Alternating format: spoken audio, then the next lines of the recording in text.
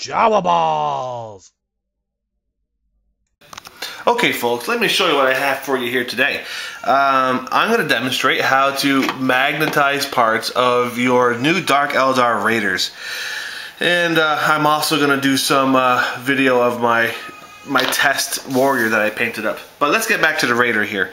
So probably the biggest problem with Raiders in the past has been the fact that they're so fragile, so delicate, and so hard to store, hard to transport. And the quickest way to solve that is magnetizing your bits. What I have here is these magnets, which are 3/16 by 1/16. I purchased from Mini Wargaming. And I've also got some a little bit smaller magnets, probably half the size. And here's what I'm going to do. The basic concept of doing the magnets is to use magnets wherever there's joints, like right here, these little nubs. What I would have to do is glue those nubs in there, which creates this stress joint. So whenever these things get stressed, they weaken and weaken until eventually they break. So by using magnets to replace that stress joint, the magnets give instead of breaking, so your model doesn't break as easy. So what I'm going to do, I also have a little stand here. I'll show you what that's for in a second. So what I'm going to do first of all is cut off those stress joints.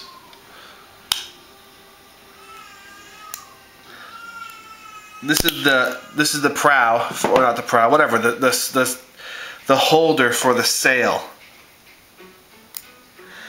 I will then use a blade to perfectly flatten the surface. Then I will use my little magnets here, a little dot of GW super glue.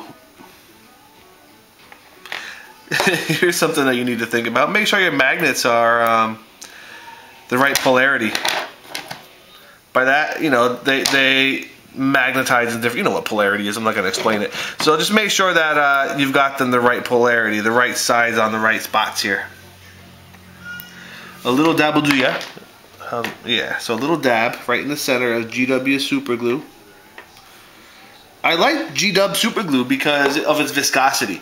It doesn't spread too fast. It doesn't make a big mess of itself. Then you apply your magnets. You gotta hold the first ones down when you put the second ones on there, because if you don't, they'll fly off. Hold them for a few minutes. Forgive the fingers in the way. So that should set and hold pretty quick. Let me get that little strong magnet. Oh, get that away from the computer too, out of the way. And they should set fairly fast. The glue is pretty strong. It likes the magnets. Okay, so right now I've got two magnets stacked on top of each other at the bottom of my little support here, and they're going to work to as a support for this. Now, while I have those gluing, I'm going to use the same size magnets. Get two more of those. Let me put that off to the side. Can you see what I have here? Two magnets stacked on top of each other. Put those down. I'll clip off, this is going to be the sail. Clip off that stress point.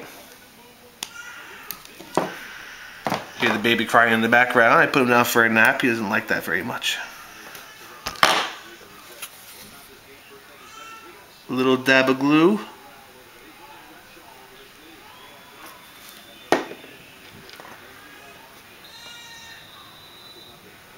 Apply it on there. Let it set for a while. Keep it away from any of the metal pieces around your table so that it doesn't fly off.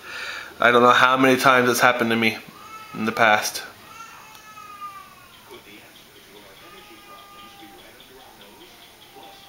Before you start playing around with trying to attach these to the actual parts you're trying to assemble, let them dry thoroughly, because if you don't, they're going to fly off and frustrate you.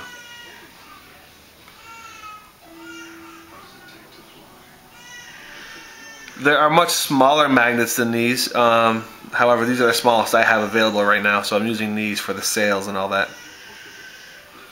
Man, he is crying in there. Jawa baby's angry with Jawa daddy because I put him to bed.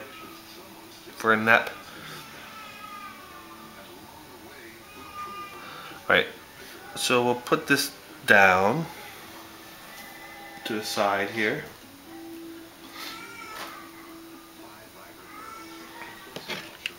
I'll flip my little Raider over. Now here's the next step. I'm going to use these little connects. This is a magnetics piece. I bought it from it's a game toy. You can buy them from Toys R Us or wherever else. And I'm going to use a bigger, stronger magnet, neodymium rare earth. When I apply it there, you can see how it fits into the connect. These connects have some rather strong magnets, and I really can't even get it back out. It's in there good.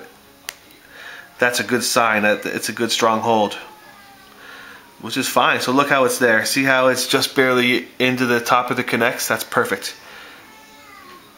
Let's see how it's gonna fit on the bottom of my Raider here.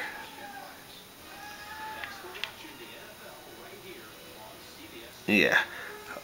Alright, so now I'm going to glue it to the Raider.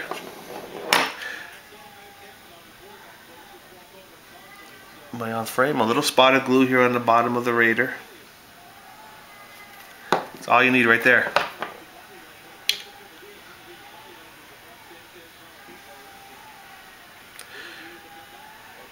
As close to the center as possible, where the actual ball joint is. This connects piece is almost as long as the actual stand that comes with it. Those little plastic stands that break all the time. It's almost as long, and it's certainly long enough to hold this up in the air.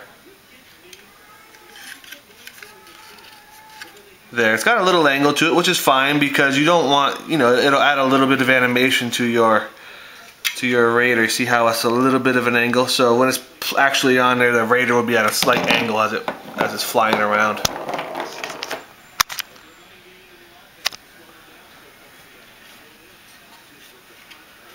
So now you have choices.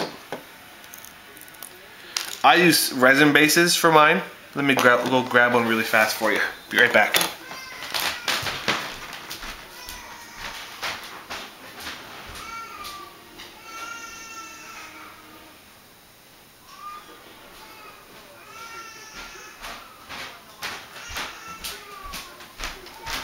I'm back.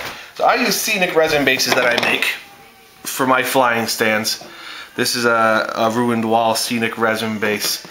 You can either use that or you can use the flying base that comes with it, which is almost the same size. And just kind of glue it down. You would end up gluing your connects onto the base. It'll require a little bit of cutting and grinding and shaving to make it fit properly, but or I can just glue it right onto this thing and use this. No, I think I'll use the plastic one.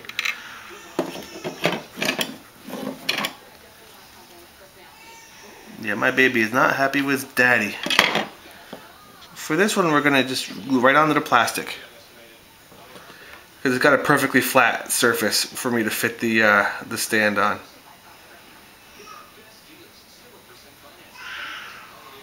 Let me pause this out. I will come back in a couple minutes and finish this job up.